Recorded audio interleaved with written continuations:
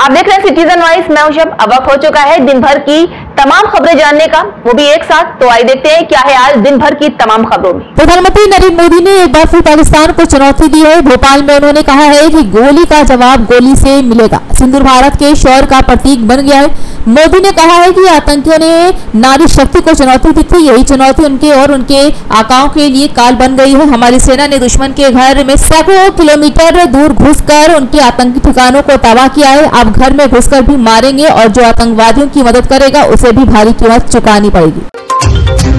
Chief justice CJI बनने के बाद बी.आर. गवई शनिवार को पहली बार प्रयागराज पहुंचे। उन्होंने कहा है कि अभी मंत्री मेघवाल जी ने बताया है कि योगी जी इस देश के सबसे पावरफुल और कर्मठ मुख्यमंत्री हैं। इलाहाबाद की भूमि पावरफुल लोगों की है, जहां योगी जी तो पावरफुल है ही। सीजेआई ने इलाहाबाद हाईकोर्ट परिसर में मल्टी लेवल पार्किंग और वकील चैम्बर्स का उद्घाटन किया। उन्होंने कहा है कि इस देश के आखिरी नागरिक तक पहुंचना हमारी मौलिक कर्तव्य है। जब तक बार और बेंच साथ में काम नहीं करते हैं तब तक हम न्याय के रथ को आगे नहीं बढ़ा सकते।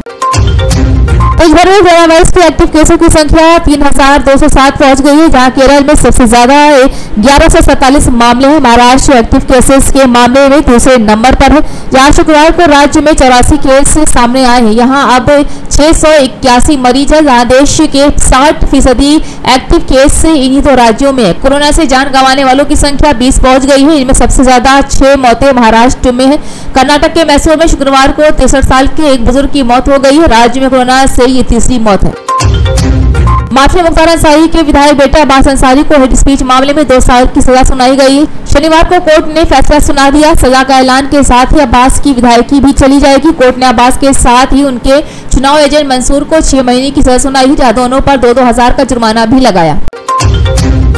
लालू यादव को लैंड फॉर जॉब मामले में बड़ा झटका लगा है। दिल्ली हाईकोर्ट ने उनकी याचिका खारिज कर दिया है। याचिका उन्होंने सीबीआई की ओर से दर्ज केस को रद्द करने के लिए दायर की थी। यह मामला रेलवे में नौकरी के बदले जमीन लेने से जुड़ा है, जहां तत्कालीन रेल मंत्री लालू प्रसाद ने दिल्ली हाईकोर्ट में याचिका दायर की थी। लैंड फॉर जॉब केस को रद्द करना चाहते हैं, जहाँ कोर्ट ने उनकी इस मांग को नहीं माना।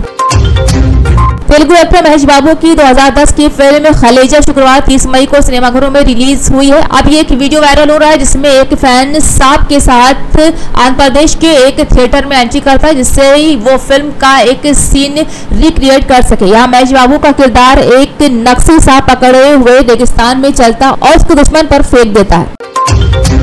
इजरायल ने सीरिया की तटीय शहर लताकिया पर हमला किया है। इजरायली सेना ने इसकी पुष्टि करते हुए कहा है कि उसने लताकिया में हथियार डिपो को निशाना बनाया है, जिसमें सतह से सतह पर मार करने वाली मिसाइलें रखी हुई हैं। इजरायली वायुसेना के हमले में सतह से हवा में मार करने वाली मिसाइलों को निशाना बनाया गया। सीरिया की सरकारी समाचार एजेंसी सना एजेंसी ने शुक्रवार को बताया कि सीरिया की तटीय शहरों लताकिया और टार्टस में इजरायली हमले में एक व्यक्ति की मौत हो गई। पहलगाम में आतंकी हमले के बाद भारत ने पाकिस्तान के सिंधु जल संधि को निलंबित कर दिया। मोदी सरकार के इस फैसले से पाकिस्तान तिलमिलाया हुआ है और भारत को लगातार पानी के प्रवाह में हस्तक्षेप न करने की धमकी दे रहा है। इस बीच एक्सपर्ट का कहना है कि भारत को पाकिस्तान के साथ तनाव के समय चीन को लेकर अलर्ट रहना चाहिए, खासतौर पर जब दोनों देशों के बीच बंटवारे को लेकर कोई संधि नहीं है। नीति विशेषज्ञ प्रोफेसर नयन शर्मा ने ये चेतावनी दी है।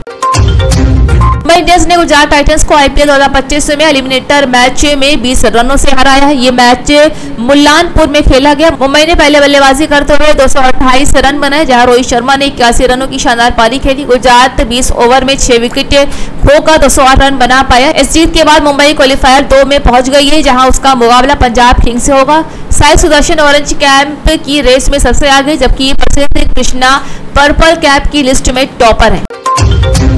तो थी आज दिन भर की तमाम खबरें। ताजा खबरों की अपडेट के लिए जुड़े रहिए हमारे साथ सिटीजन वाइज पर। हमारे चैनल को लाइक, शेयर और सब्सक्राइब करना ना भूलें।